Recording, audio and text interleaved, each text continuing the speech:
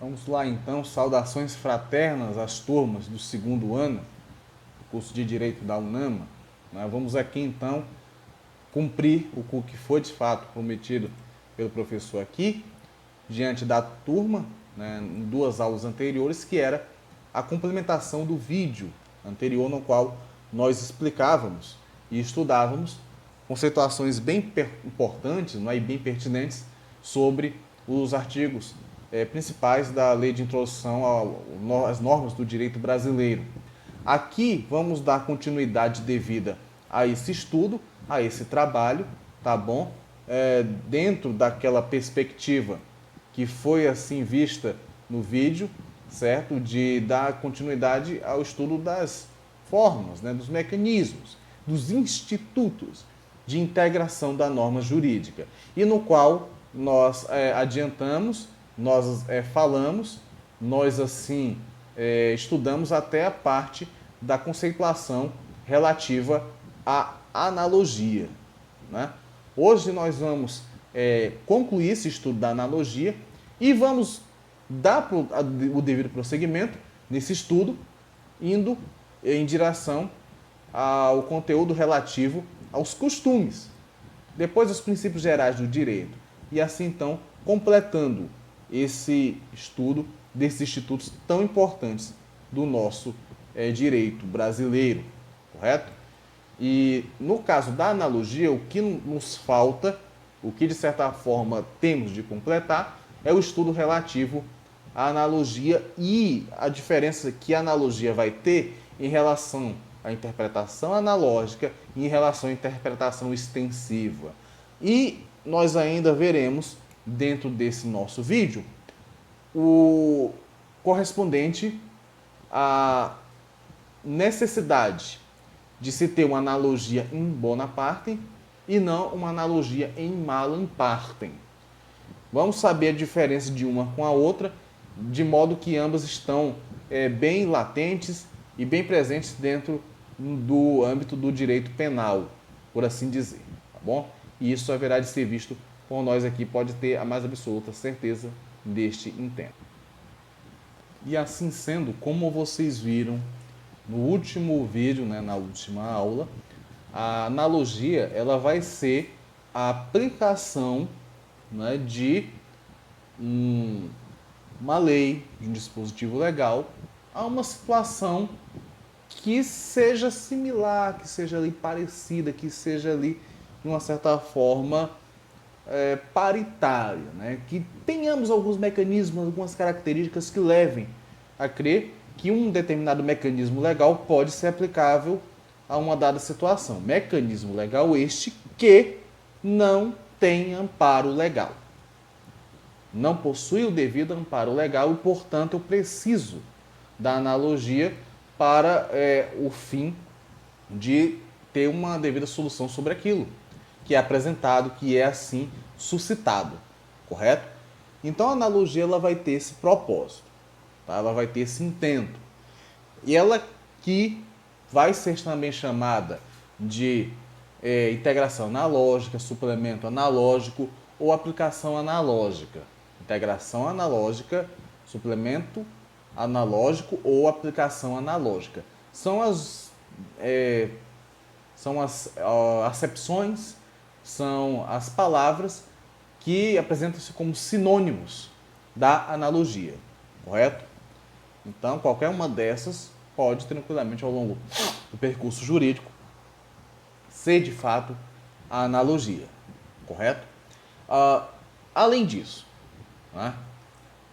nós vamos ter outras palavras que podem trazer uma pequena confusão e aí ficarmos, de uma certa forma, aturdidos ao interpretar a analogia como se fosse integração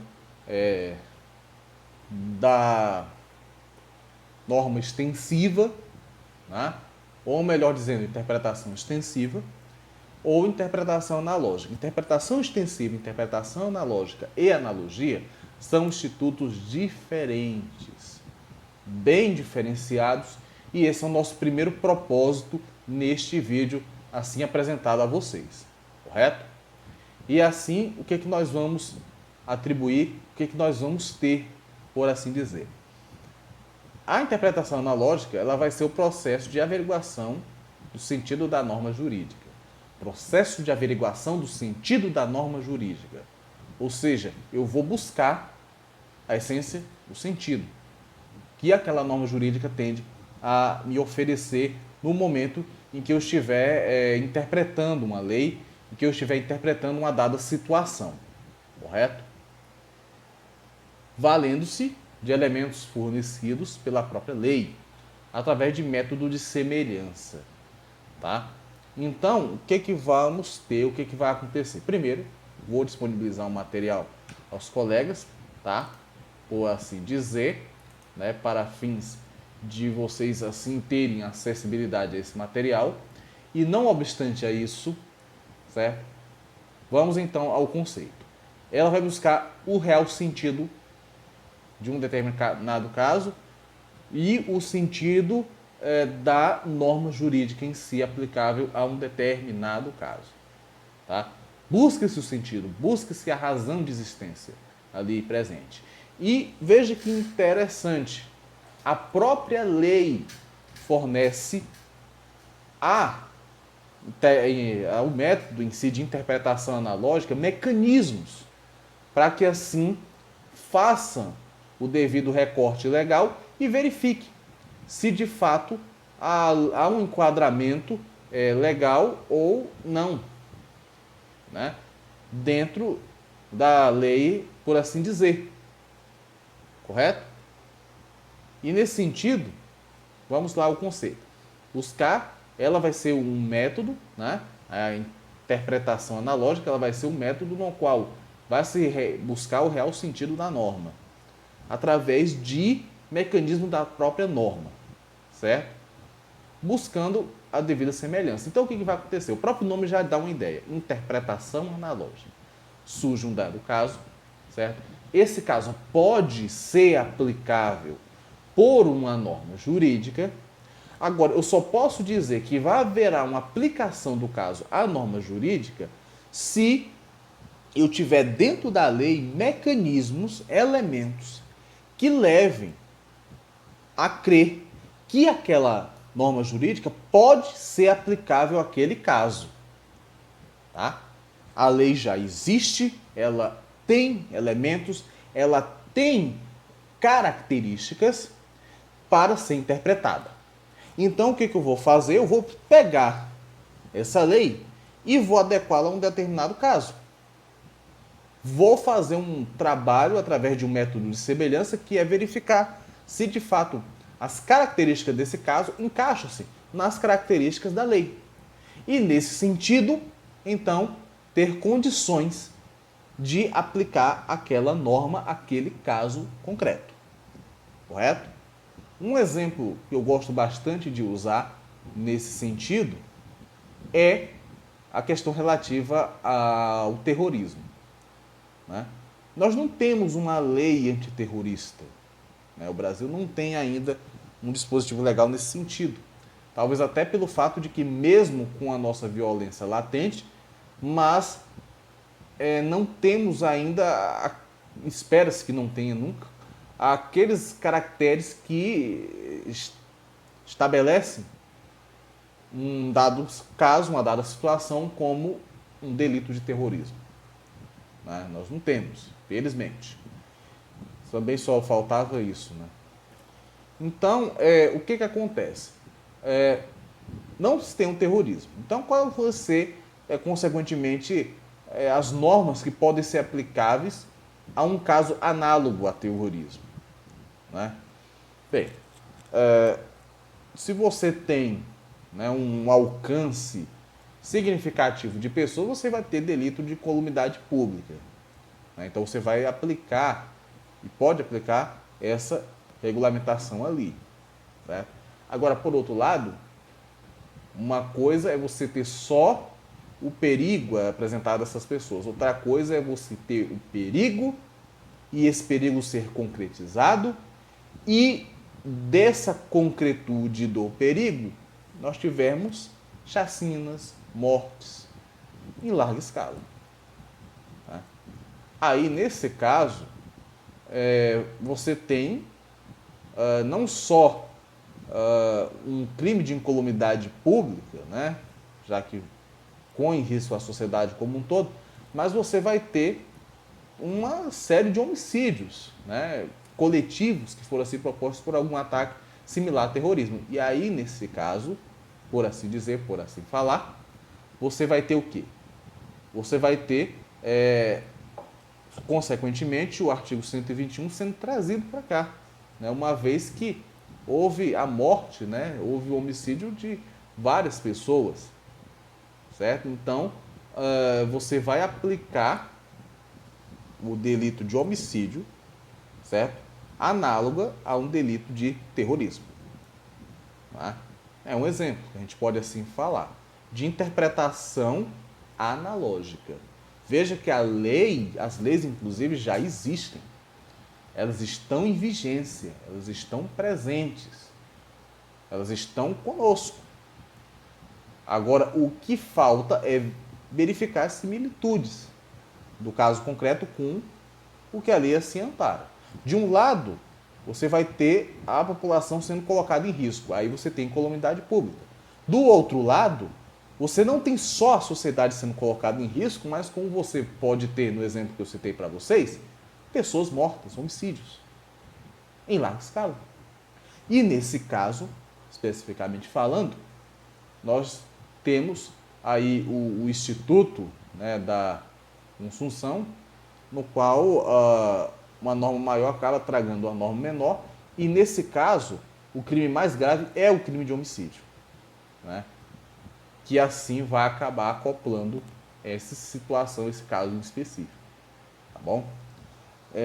E aí passa a ser de fato uma interpretação analógica, porque você vai levar em consideração características ali presentes, pessoas mortas em larga escala, você tem, claro, o terrorismo presente, certo? Você tem o ceifamento de vidas, e isso acaba gerando essa situação, né, de ter de interpretar em qual norma se aplica melhor. Além disso, né, bem além disso, você vai ter uma situação de colocar uma instabilidade muito grande dentro da sociedade, dentro do ordenamento jurídico assim apresentado.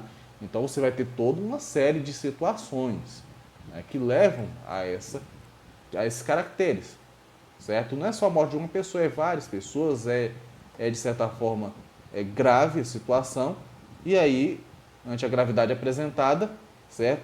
Sendo o homicídio mais grave e não tendo no Brasil lei antiterrorista, esse é o nosso mecanismo, esta é a nossa interpretação analógica assim apresentada, correto? Outra coisa, e estas, né, também não se confundem com interpretação extensiva, tá? Que é o processo de extração do autêntico significado na norma, ampliando seu alcance das palavras legais a fim de atender à real finalidade do texto. Então vamos aqui à situação. Enquanto a interpretação analógica ela está direcionada ao sentido da norma, usando de mecanismos apresentados pela própria lei para, desta forma, aplicar a um caso semelhante, né? Nós vamos ter na interpretação extensiva, como o próprio nome já diz, eu vou ampliar o conceito, eu vou estender o conceito até outros lugares que ainda não foram contemplados. Tá? Eu vou ter uma extensão desse conceito assim apresentado. Tá, ok? Então, é essa a questão. Uma vai buscar o real sentido, o sentido da norma, certo? Vai buscar o sentido da norma, aplicando ao caso caracteres, aspectos da própria norma, para sim verificar se dá para se interpretar o fato, a situação, à luz de elementos da própria lei, e por isso é uma interpretação analógica, porque eu vou interpretar casos que tenham características semelhantes e assim fazer uma interpretação de cunho analógico que vai valorizar a semelhança entre os casos, o que está estabelecido em lei de forma abstrata, e o caso inconcreto da vida real, tá? E por outro lado, a interpretação extensiva vai buscar o real sentido da norma, fazendo o quê? Estendendo, ampliando essa norma, certo? Não somente restringindo, mas antes de tudo, ampliando o sentido real da norma, tá? Esse vai ser, consequentemente, a diferença de um para outro. Assim apresentado, assim, sem dúvida alguma, apurado. Ok? Bom, não obstante a isso, né, nós temos o quê? Que na analogia não há forma reguladora para a hipótese. Ela não busca uma forma reguladora da hipótese em si. Todas as situações anteriores de interpretação analógica, de interpretação extensiva, eu já tenho a lei. A lei já existe. O que eu vou fazer é verificar as características dela com caso concreto e assim aplicá-la, ou, certo, eu vou ampliar o seu intento, a sua extensão, né?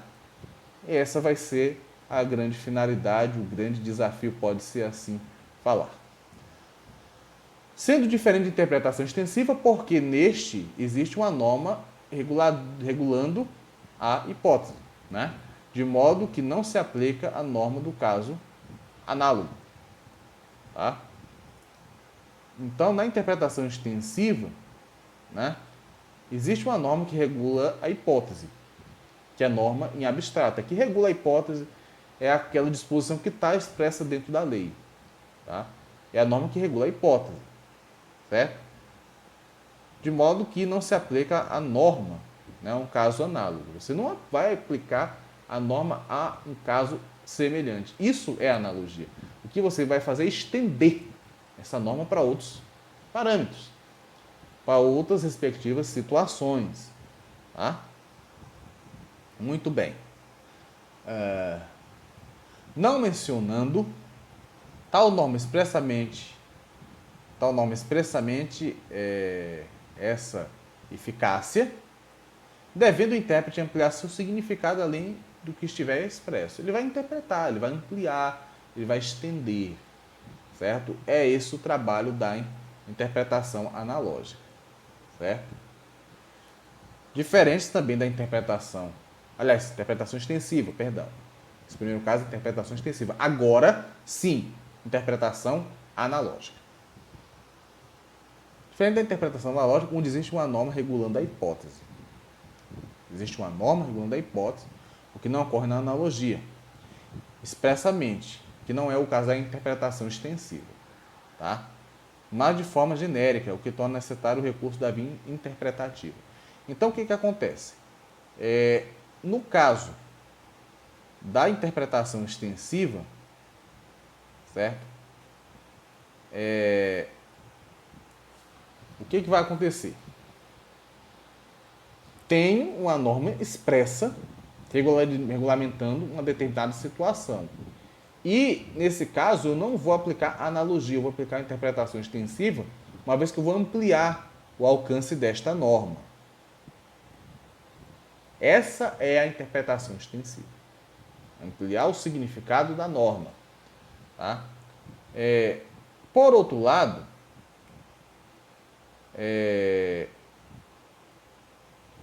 a analogia eu não tenho norma regulamentando a hipótese. Tá? Não tem, em absoluto. Tá? Não tenho norma regulamentando a hipótese. O que eu vou ter é a hipótese, a situação, e buscar dentro do ordenamento jurídico uma aplicabilidade. Ali dentro, ali expressamente falando. Tá?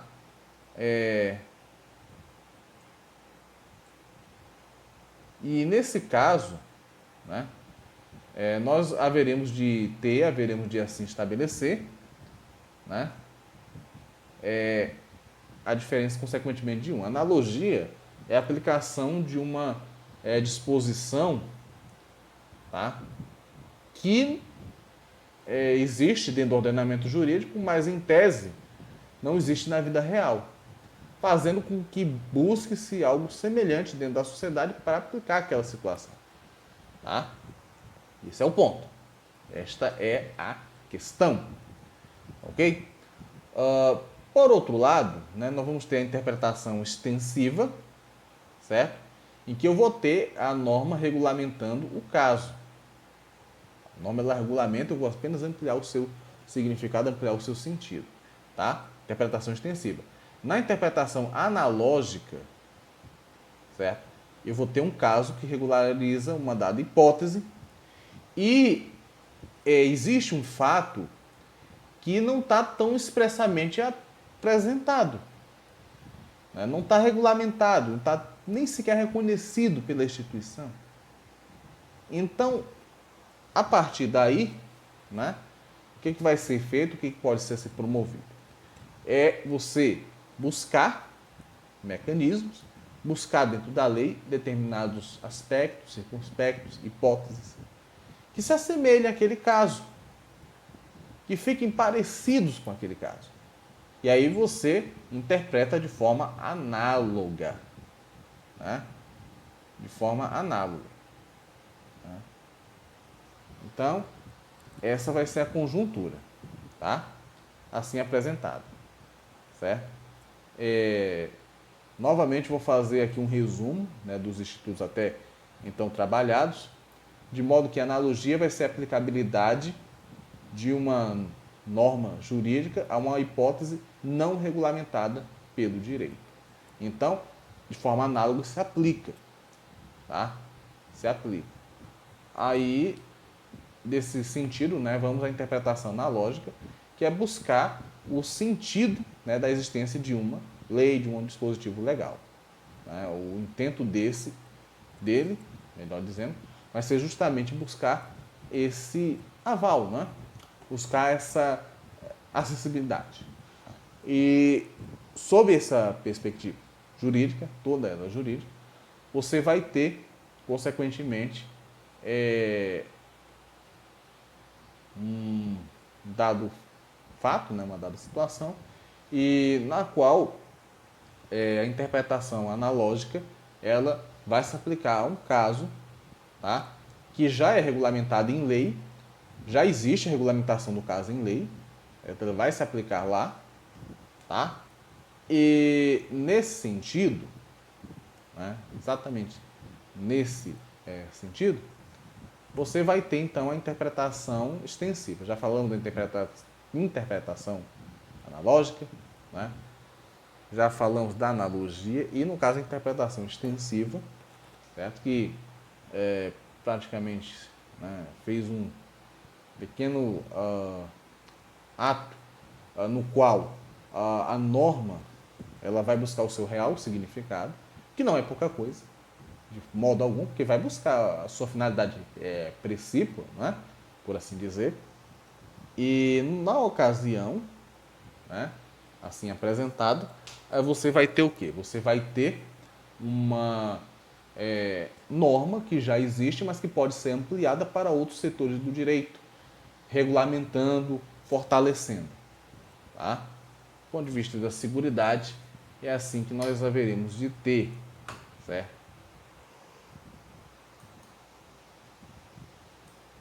Muito bem. Bom, já que estamos em um vídeo, né, vale o destaque no qual, se porventura estiverem sentindo alguma coisa, né, no sentido de não compreensão do conteúdo, por gentileza me avise. Eu não quero ninguém chegando no fim do ano sem ter aprendido nada. Isso angustia bastante. Tá? Então, por gentileza, procurem, né? Procurem, busquem, tá bom? E assim então nós vamos trabalhando, certo? E no caso da interpretação extensiva que eu vou expandir, né? Então essa vai ser as diferenças, tá bom? O outro ponto a ser discutido dentro da temática relativa. Então, mais uma vez, tá? Reiterando aquilo que já disse. Analogia, eu não tenho lei aplicando ao caso em concreto. Eu não tenho lei que contemple o caso em concreto, de modo que eu vou ter que, de fato, pegar uma lei existente e buscar a verificação específica se de fato ela se encaixa ou não se encaixa naquele ponto. Tá? No caso específico da interpretação analógica, o que eu vou fazer? A lei já existe, ela ampara de uma certa forma o caso concreto. O que eu vou fazer, o mecanismo que eu vou fazer é, de acordo com os caracteres que a própria lei me oferece, eu vou buscar verificar os níveis, digamos, de adequação ali estabelecidos, certo? Verificar se de fato a lei se aplica àquele caso, semelhante assim estabelecido, tá? E por sua vez a interpretação extensiva também tem lei que aplica-se àquela situação ou àquelas situações. Agora o fato é que no caso da interpretação extensiva, como o próprio nome já nos apetece, eu vou ampliar o âmbito de atuação da lei. Eu vou ampliar, tá? É uma ampliação, como o próprio nome já diz, já pressupõe estender, tá? Esse é o ponto, certo? E assim, o artigo 4º, do ponto de vista da analogia, ele está bem encaminhado, correto? Agora uma outra coisa, e aí direcionado especificamente à seara criminal, por assim dizer. No caso, do ponto de vista criminal, não vale a aplicação da analogia in mal partem. Como o próprio nome já pressupõe, aquela analogia aplicável no intuito de prejudicar alguém. Algo bem direto e bem assim assentável na questão atinente à aplicação de normas penalísticas, tá?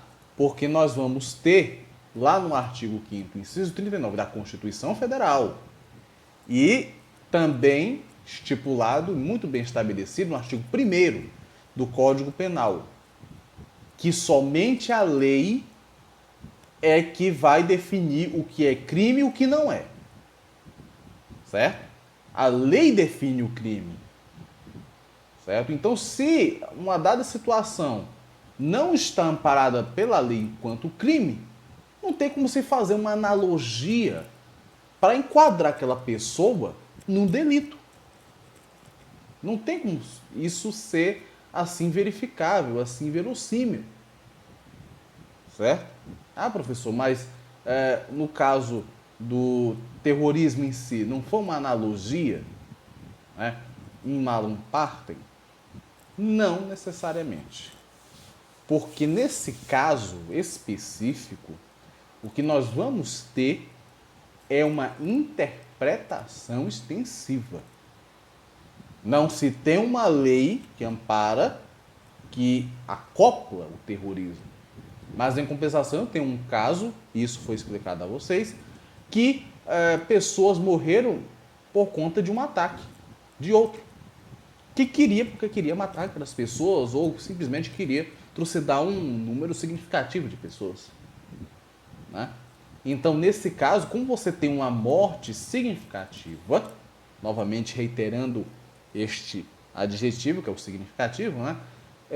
Como você tem esse caractere, então eu vou estender o delito de homicídio para essa situação.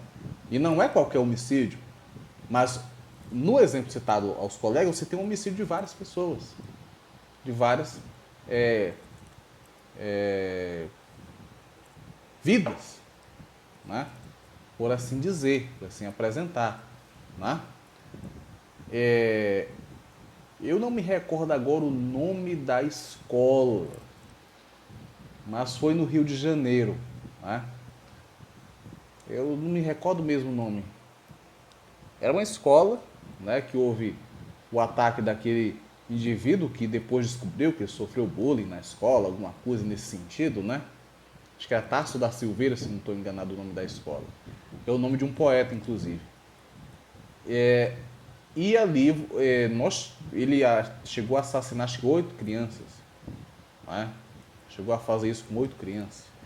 E no caso, houve um policial que interveio, certo? Atirou nele, ele machucou-se. E aí, para não ser pego pela polícia, ele acabou cometendo suicídio no mesmo lugar em que ele cometeu esses crimes. Né? Se por acaso ele tivesse sobrevivido, né, ele estaria consequentemente numa situação desse tipo. Certo? Não tem ataque terrorista que seja amparado legalmente, mas você pode estender, até porque 8 pessoas morreram, acho. Né? Então, essa é uma questão. Recentemente tivemos outro em São Paulo, né? Quase que no mesmo nível. Né? Então, você vai ter essa situação. Isso são interpretações extensivas, não analogia. Analogia não pode. Agora, interpretação, aí é possível, sem dúvida alguma. Até porque já dentro desse contexto de que já existem normas que amparam. Já existem dispositivos legais que fazem esse devido aporte. Tá? Aí é outra situação a qual nós verificamos. Tá bom? Muito bem, então não pode. Em compensação, a analogia em Bonaparte, essa é possível sim. Tá? Esta vai ser possível sim. Porque nesse caso, ela seja retirando a pena de alguém, retirando o delito de alguém. Né? Então, passa a ser benéfico. Né? E se passa a ser benéfico, por que não pode ser aplicado?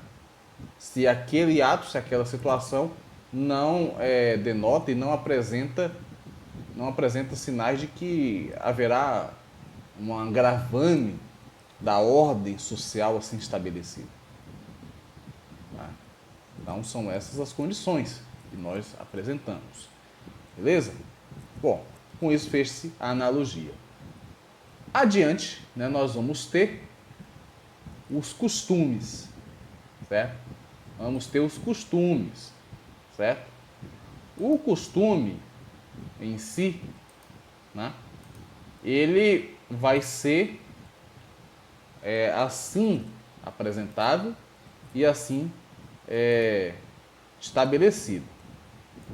Tá? O costume em si, ele vai ser práticas reiteradas, né, em um determinado lugar, em uma determinada situação, e na qual o cabedal assim apresentado, né, disse que se porventura houver necessidade de usar do costume de um dado lugar para solucionar uma determinada lide, o juiz assim pode lançar mão nesse intento e assim fazê-lo, sem maiores problemas, sem maiores delongas. Tá?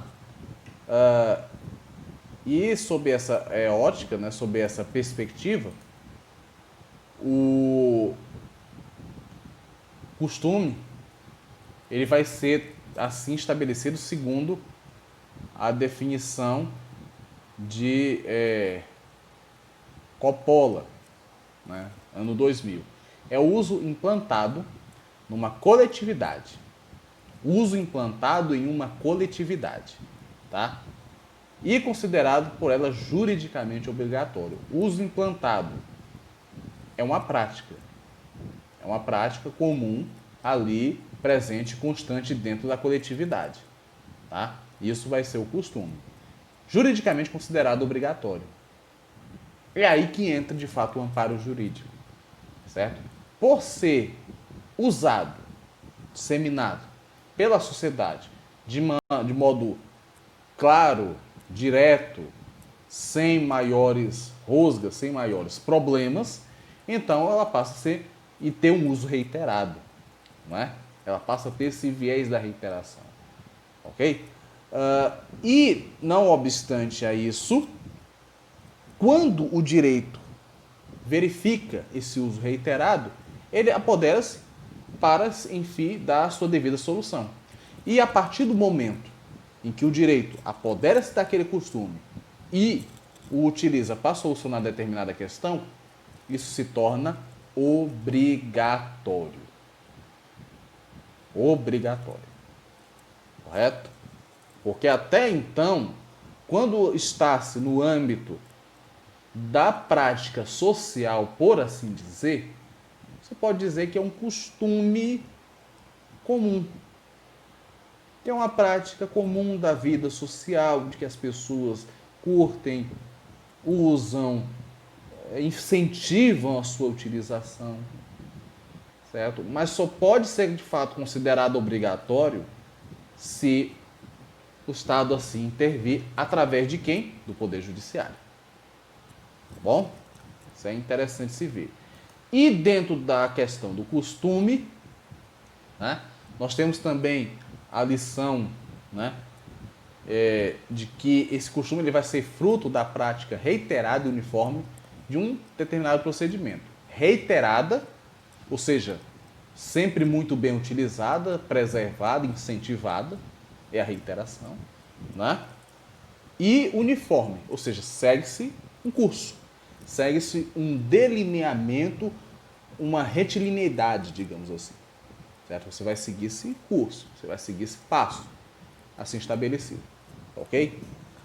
E aí nós temos, além desse conceito que eu falei de Coppola, vamos ter Vicente Hall, que diz o seguinte, que vai ser regra de conduta criada espontaneamente pela consciência comum do povo. Vai complementar, na verdade, aquilo que nós já acoplamos, né? Que nós já verificamos, certo? É o costume uniforme, reiterado, tá? Não obstante a isso, nós vamos ter aquilo implantado pela coletividade, e só é implantado pela coletividade porque ela se apodera daquilo de forma salutar, utiliza, né, de forma reiterada, tá bom? Pela consciência do povo, né, que observa por modo constante, sob a convicção de corresponder a uma necessidade. Observa de modo constante, pratica de modo constante, aprimora esse elemento, tá? E assim ela visualiza-se, tá bom? E ante aquilo que é implantado coletivamente, valorizado coletivamente, isso passa a se tornar algo considerado certo, né? Quase que indiscutível, sob a ótica jurídica apresentada, né? E social apresentada. Tá? Então seria essa a questão, né? Assim sendo valorizada, assim sendo revigorada. Tá? Um exemplo bem claro disso. Não jogue lixo na rua. Jogue lixo no cesto do lixo, que por coincidência está na rua, está na calçada. Né? Bom, se maior parte da sociedade assim ou faz assim ou promove, ele passa a ser reiterado. Ele passa então a ser valorizado, aprimorado. Campanhas surgem para incentivar essa prática. E assim nós vamos ter uma série de outras questões dentro do âmbito jurídico que haverão de seguir esse caminho, que haverão de seguir esse trâmite, tá bom? Bom, não obstante a isso, agora nós vamos falar uma parte bem interessante, que inclusive, eu não sei, acho que foi na turma 2N, acho que foi 2NA, ou foi 2NB, eu não sei, mas um dos colegas, né, durante uma das aulas, ele estabeleceu, não é? Ele trouxe-nos as informações relativas a diferenças de costumes, né? As diferenças de costumes. E essa é a questão, né? Nós vamos ter três, fundamentalmente, tipos, né, de costumes. Um vai ser o secundum legem, tá? Como o próprio nome já pressupõe, vamos agir segundo o que a lei assim estabelece, segundo o que a lei assim nos informa, tá? É o costume secundum legem, tá bom? Certo? Enquanto previsto em lei, né? E que, por sua vez, reconhece a sua eficácia, tá? Então, é reconhecido pela lei, a lei assim o reconhece. E aí nós temos alguns exemplos, né, estabelecidos aí no artigo, né, 432, 569, inciso 2, 596, também do Código Civil, o artigo 1297, parágrafo 1º, tá? Eu vou restringir-me a depois comentar um pouquinho desses artigos mais adiante, tá bom? A gente apenas ter uma noção do que se trata cada um, porque já estamos comentando a lei, vamos comentar mais alguns artigos, e aí então a aula acaba fluindo bem, mas sem cumprir a sua meta, tá bom? Então é isso, segundo o leg, costume, segundo a lei assim estabelece, tá bom? Praeter legem apresenta caráter supletivo, supre a lei nos casos omissos. Praeter significa supressão da lei, né? Suprimir a lei, caráter supletivo, né? Complementativo, praeter legem, tá? É assim estabelecido. E o contra legem, que vai contrariar texto da lei, né? É um costume que não respeita consequentemente o que a lei assim proíbe, o que a lei assim determina, tá? Costume não tem um condão de revogar o texto legal, isso é claro, não vai revogar a lei, o que deve prevalecer é a lei, mas, por outro lado, você pode ter, né, determinados costumes que contrariam, consequentemente, dispositivos legais, tá? Uma coisa que aqui eu posso até simplificar em termos de exemplo aos colegas, não sei se ainda é praticado, e infelizmente não me recordo agora o nome do estado, só sei do fato que um dado estado fazia a chamada, acho que era farra do boi, se não estou enganado. Para fins de defesa dos animais, errado, por lei. Agora, por outro lado, é um costume. Contra legem. Vale notar. Contra legem. Né? Não sei se ele ainda existe, sinceramente, não tenho essa informação, tá? Mas é um exemplo, né, de algo que contraria a lei, certo? De um costume reiterado que vai contrariar a lei, né? O jeitinho brasileiro poderia ser colocado aqui em alguns termos nesse sentido, né? Se a gente pensar bem. Muito bem. Então, com relação ao costume, é isso que nós vamos ter, tá bom? Muita coisa, não é? Sem dúvida alguma, para falar só de uma palavrinha. Princípios gerais do direito vão ser mecanismos de integração, tá? De melhor aprofundamento, de melhor apresentação, inclusive, de fundamentos jurídicos de uma dada questão. Aqui eu vou ter o direito à vida, o direito à liberdade, o direito à saúde, certo? A dignidade da pessoa humana é um princípio geral do direito. O respeito recíproco entre os povos, tá? A valorização da integridade física das pessoas, o direito de não ser importunado, aí vamos ter uma série de direitos, todos básicos e essenciais à vida da sociedade, que poderão ser aqui também utilizados nesse propósito, tá? Nesse propósito, nesse intento, ok? Assim verificado, assim aprimorado, tá?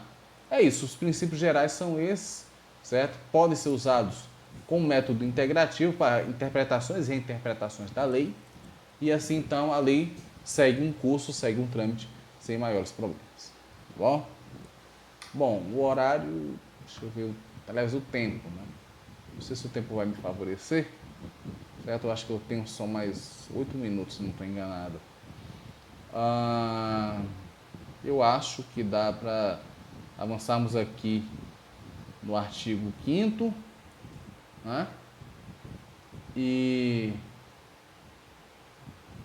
se bem que no artigo o artigo 5º dá para estudar, o artigo 6º é que consequentemente talvez fique para a próxima aula. O que vai acontecer? Na aplicação da lei, artigo 5º do Código Civil, na aplicação da lei, o juiz atenderá aos fins sociais a que ela se dirige, bem como as exigências do bem comum. Fins sociais, toda lei vai ter consequentemente um fim social, certo? E nós temos que fazer, inclusive dentro da interpretação jurídica que nós temos, buscar a finalidade social da lei, o interesse social por trás da elaboração daquele texto legal, certo? Isso é mais que obrigatório a ser assim estudado, a ser assim valorizado, ok? Então, aos fins sociais a que ela se dirige. né, os fins sociais. Ela vai se dirigir a que fins sociais? Aí a lei, consequentemente, uma vez elaborada, ela vai ter uma respectiva finalidade, tá? E dessa forma, então, o juiz, ao aplicar a lei, tende a atender os fins sociais a que ela se dirige. Exigências do bem comum. O interesse público. A felicidade, a harmonia, a paz, a sociedade. Essas são exigências comuns, né? O respeito, que não deixa de ser um princípio geral de direito, certo? E não deixa de ser um interesse da coletividade como um todo, tá? Também valorizado, também verificável, também aprimorado e assim apresentado, tá? E assim verificado, certo? Muito bem. Deixa eu ver se o tempo... Acho que o tempo vai dar uma pequena favorecida. Vou acelerar um pouquinho, mas nem tanto também, tá bom? O artigo 6º do Código Civil, não, da Lei de Introdução às Normas do Direito Brasileiro, ele traz 3 institutos interessantíssimos que vão ser respeitados por lei, obrigatoriamente, tá? Que inclusive já foram trabalhados até em sala de aula com os colegas, certo? Como vocês bem sabem. Ele vai dizer que a lei entrará em vigor e terá efeito imediato geral. Isso quando ela, de fato, não só apresentar-se ao mundo jurídico, mas passar a ser utilizada, a ser interpretada, a ter validade e eficácia dentro de uma organicidade jurídica assim apresentada. Ok? E nesse sentido, uma vez entrando em vigência, ela tem um caráter geral e assim caberá a todos o devido respeito, né? Mas aí vem o seguinte, dentro do artigo 6º, respeitados o ato jurídico perfeito, certo? O direito adquirido e a coisa julgada. Ato jurídico perfeito, ele vai estar bem explicado, diga-se de passagem, muito bem explicado, logo no parágrafo 1º do artigo 6º, no qual disse: reputa-se ato jurídico perfeito já consumado segundo a lei vigente ao tempo que se efetuou. Então, uma decisão judicial, um ato judicial, ele vai ser tomado dentro de um espaço de tempo. E esse ato vai ser tomado tendo por base a lei, que o ampara, que o regulamenta. Então, uma vez tomado esse ato, dentro do dado espaço ali estabelecido e assim valorizado e pincelado por uma lei, então, o que vai acontecer? Aquele fato tomado, aquela atitude tomada, confecciona-se num ato jurídico perfeito. Que não é outro senão aquele ato tomado, tendo por base o quê? A lei. A própria lei. Né? E assim sacramentado no tempo e no espaço. Certo? Com exceção, que já foi inclusive discutido, né? Da chamada retroatividade da lei penal mais benéfica. Isso daí já não corteja tanto esse quesito, né? Mas é uma exceção, visto que a regra é esta, justamente, né? Bom, respeitado o ato jurídico perfeito. Direito adquirido, o direito incorporado ao seu patrimônio, tá? Do qual você pode usufruir, usá-lo sem maiores problemas. Tá bom? Se não me falha a memória, está lá no artigo 5º, inciso 29, a linha D da Constituição Federal, a respeitabilidade ao ato jurídico perfeito. Ou seja, é uma cláusula pétrea. Tá? Então a lei não tem como interferir. Como eu já disse, só há um instituto que pode, de fato, interferir nas cláusulas pétreas. É aquele advindo do poder constituinte originário. Tá? Esse pode intervir. Não obstante outra situação, permanece da forma que está, porque com base no artigo 60, parágrafo 4º da Constituição Federal, cláusula pétrea é insusceptível de emenda, lei complementar, lei ordinária, decreto, qualquer que seja o mecanismo, excetuando esse que eu já disse ainda agora para vocês, que é a interferência do poder constituinte originário, que nesse caso pode intervir. Tá bom? Bom, eu não sei mesmo quanto tempo eu tenho. Bem, pessoal, então, é essa a conjuntura, tá bom? E a coisa julgada, que eu acabei pulando de novo o ato jurídico perfeito. e já vamos para a coisa julgada. Vamos voltar ao ato jurídico perfeito e eu me comprometo a falar com vocês sobre ele. Coisa julgada, segundo o parágrafo 3º do artigo 6º da Lei de Introdução às Normas do Direito Brasileiro, vai ser o caso julgado a decisão judicial de que não cabe mais recurso. Decisão judicial de que não cabe mais recurso. Só que tem uma coisa. Essa forma aqui estabelecida é a coisa julgada formal, do qual, de fato, se você está no transcorrer de um processo, você não toma determinada atitude que deveria ter sido tomada num dado momento para evitar uma decisão judicial indesejada, por exemplo, você se omitiu. E então transitou em julgado para você. É a coisa julgada formal, quando deveria se tomar uma determinada atitude no âmbito processual e não foi tomada. Não foi apresentada. Então transitou em julgado do ponto de vista formal. Agora,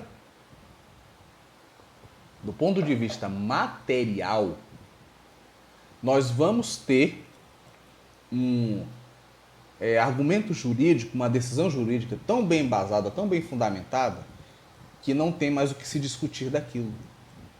Não tem mais o que se discutir, o que se explanar, o que se explorar.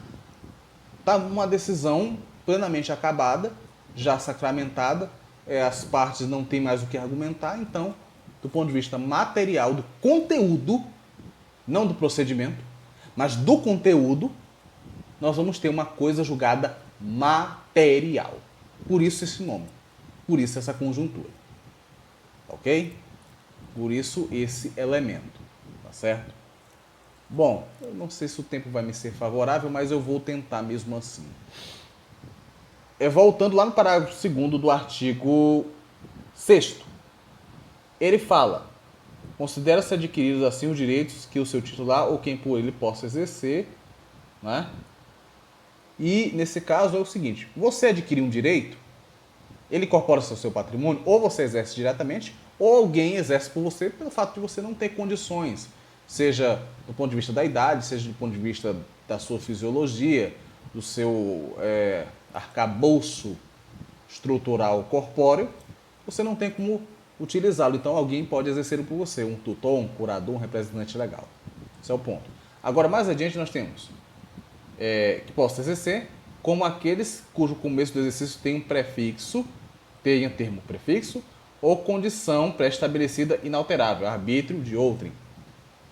Termo, aquilo que pressupõe um elemento certo e determinado, vai acontecer, vai ocorrer. Condição, por sua vez, é para evento futuro incerto. Tá? Termo é algo certo e determinado que haverá de acontecer. Condição para algo futuro e incerto. Tá? Futuro incerto. Beleza? Bom, no próximo vídeo eu vou comentar um pouquinho mais sobre esses quesitos, talvez até explicando e exemplificando alguns dos elementos, e nesse sentido encerramos então a nossa aula, tá bom? Aliás, eu vou fazer o seguinte: em aula vou trazer alguns exemplos a mais desses elementos. E assim então, nossa videochamada aqui encerra-se. Muito obrigado pela atenção de todos. Estudem, a partir aí do artigo 7º e diante da Lei de Introdução às Normas do Direito Brasileiro, e quaisquer dúvidas estou à disposição dos colegas. Um grande abraço a todos e até mais.